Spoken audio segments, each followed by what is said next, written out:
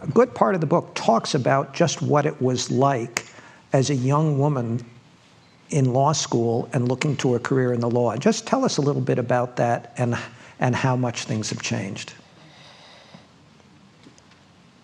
We could start with my entering class at Harvard Law School.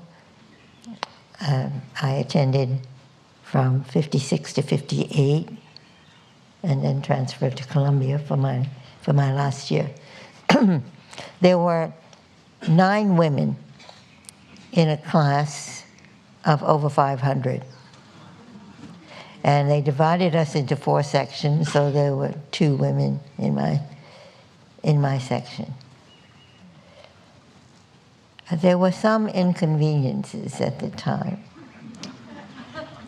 The law school in those days had 2 teaching buildings.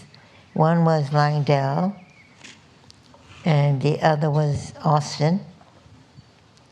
And only one of them had a women's bathroom. These were pre-Title VII days, so employers were upfront about not wanting to hire women.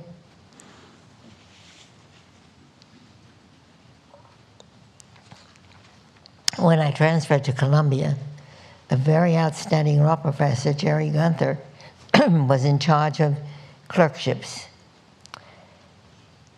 And although my grades were very good, he didn't get a positive response from any of the judges in the Eastern District, which is Brooklyn, or the Southern District, New York. So he approached one judge, Judge Palmieri, and said, I'd like you to take a chance on Ruth Ginsburg. Judge Palmieri's answer was, well, I've had a woman clerk, but Ruth Ginsburg has a 4-year-old daughter, and I can't take a risk on having a mother as a law clerk. So then there was a carrot, and Professor Gunther said, give her a chance, and if she doesn't work out, there's a young man in her class who's at a downtown firm, and he will come in and take over. That was the carrot. And there was a stick. And the stick was, if you don't give her a chance, I will never recommend another Columbia student to you. Whoa.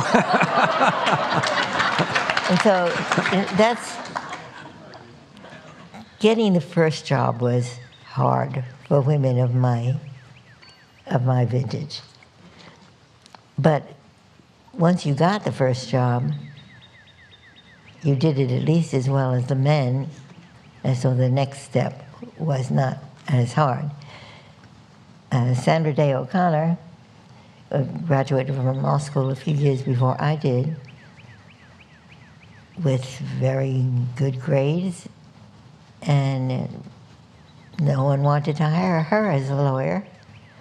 So she volunteered to work free for a county attorney and said, after the 4 months, I'll work free for 4 months, and after that, you decide if I'm worth putting on the payroll, which of course she was. But life is strange. You never know what you may think that something not good has happened, like not being able to get a job. And it turns out to be remarkably lucky. So Sandra said, where would the 2 of us be if there had been no discrimination? Well, today we'd be retired partners from a large law firm.